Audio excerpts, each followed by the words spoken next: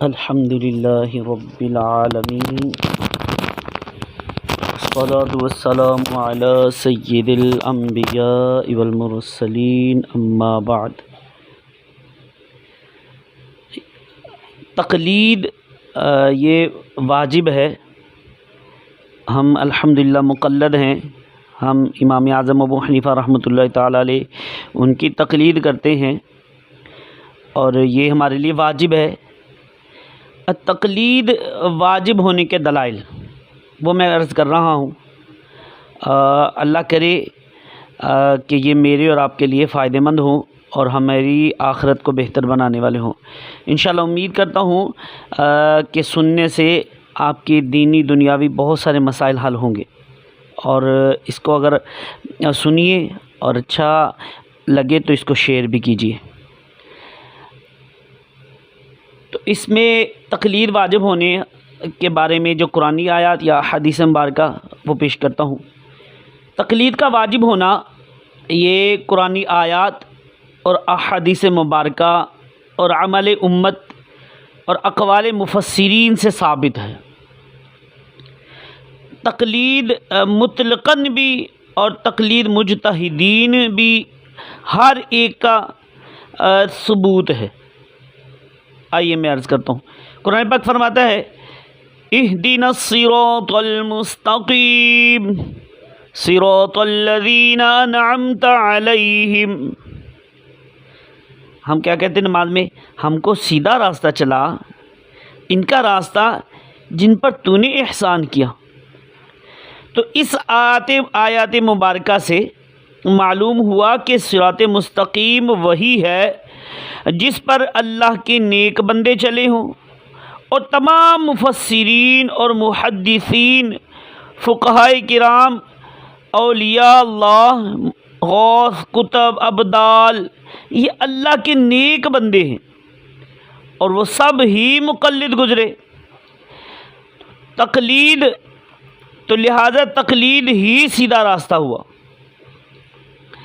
کوئی محدث، مفسر، ولی یہ غیر مقلد نہ گزرے۔ غیر مقلد وہ ہے جو مجتہد نہ ہو،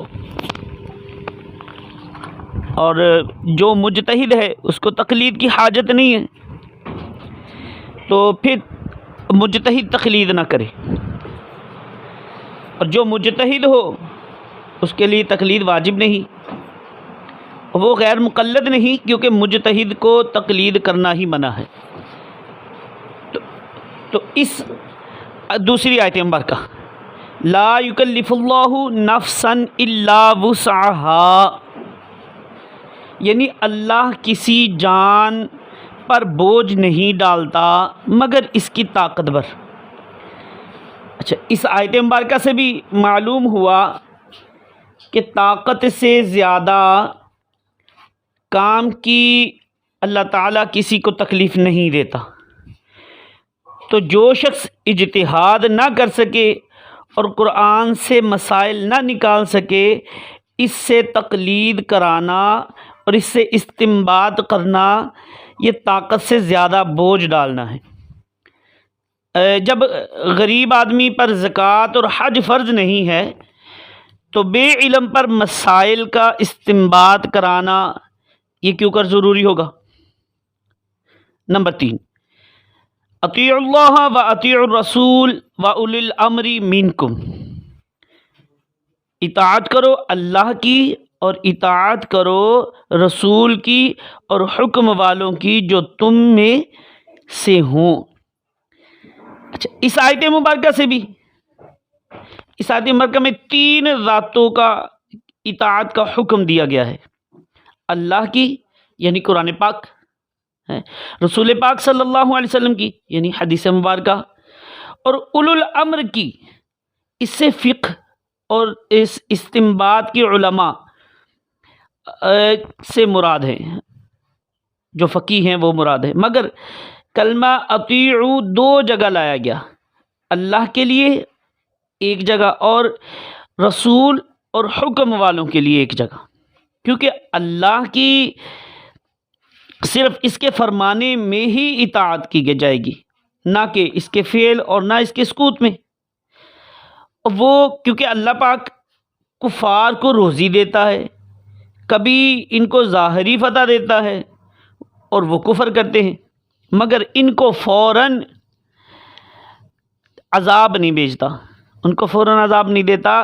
ہم اس میں رب تعالیٰ کی پیروی نہیں کر سکتے کہ کفار کی امداد کریں، بخلاف نبی کریم علیہ الصلوۃ والسلام اور امام مجتہد کے، کہ ان کا ہر حکم، ان کا ہر کام اور ان کی کسی کو کچھ کرتے ہوئے دیکھ کر خاموش رہنا، تینوں چیزوں میں ان کی پیروی کی جائے گی۔ اس فرق کی وجہ سے دو جگہ اطیعوا بولا گیا۔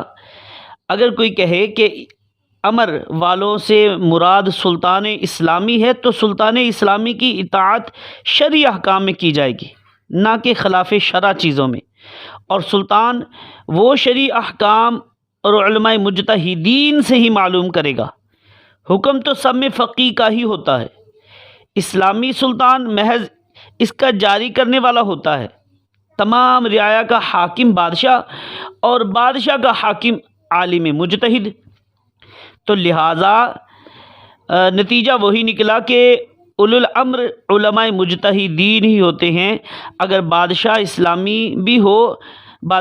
بھی مراد ہو تو جب بھی تقلید تو ثابت ہو گئی، عالم کی نہ ہوئی، بادشاہ کی ہوئی۔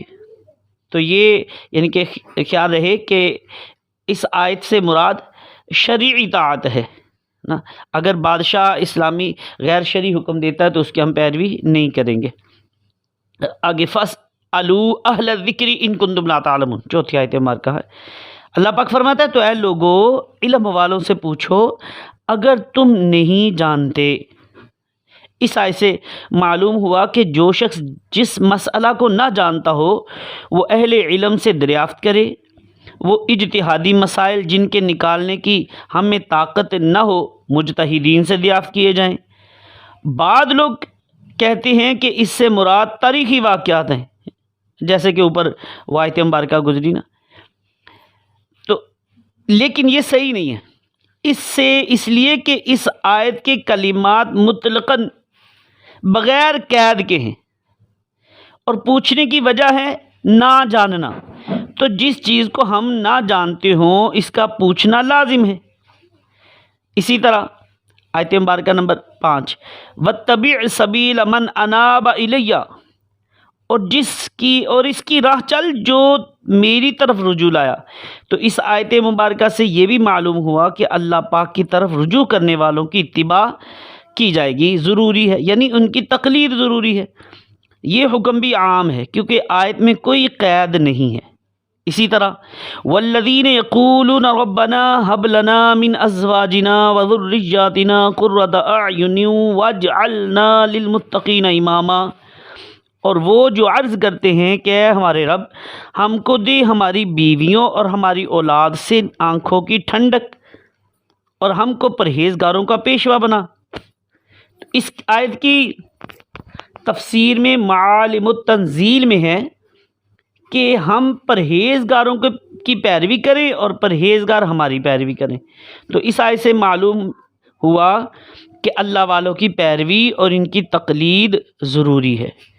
اسی طرح یوم ندعو کل اناس بامامہم، یعنی جس دن ہر جماعت کو اس کے امام کے ساتھ بلائیں گے۔ اس کی تفسیر میں روح البیان میں کچھ اس طرح ہے کہ یا امام دینی پیشوا ہے، پس قیامت میں کہا جائے گا کہ اے حنفیو، اے شافعیو، اس طرح بلایا جائے گا۔ تو اس سے معلوم ہوا کہ قیامت کے دن ہر انسان کو اس کے امام کے ساتھ بلایا جائے گا۔ یوں کہا جائے گا کہ اے حنفیو، اے شافعیو، اے مالکیو چلو۔ تو جس نے امام ہی نہ پکڑا ہوگا اس کو کس کے ساتھ بلایا جائے گا؟ اس کے بارے میں صوفیہ کرام فرماتے ہیں کہ جس کا کوئی امام نہیں ہوتا اس کا امام شیطان ہے۔ اسی طرح قرآن پاک میں وَإِذَا قِيلَ لَهُمْ آمِنُوا كَمَا آمَنَ النَّاسُ قَالُوا أَنُؤْمِنُ كَمَا آمَنَ السُّفَهَاءُ، اور جب ان سے کہا جاتا ہے کہ ایسا ایمان لاؤ جیسا مخلص مومن ایمان لائے، تو کہتے ہیں کیا ہم ایسا ایمان لائیں جیسا یہ بیوقوف ایمان لائے، معاذ اللہ۔ تو معلوم ہوا کہ ایمان بھی وہی معتبر ہے جو صالحین کا ہو، تو مذہب بھی وہی ٹھیک ہے جو نیک بندوں کا ہو، تو نیک بندوں کی طرح ہو، اور تقلید جو انہی کی کرنی چاہیے جو نیک بندے ہیں اللہ کے۔ اور ان آیت مبارکہ سے تقلید واجب ہے، اس سے یعنی کہ اور بھی زیادہ علماء کرام مفسرین نے اس کی شرح بیان کی ہیں۔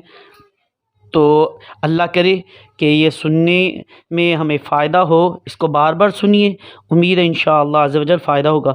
اللہ پاک جو سنا سنایا عمل کر کے دوسروں تک پہنچانے کی بھی توفیق عطا فرمائے، آمین بجاہ النبی الامین صلی اللہ علیہ وسلم۔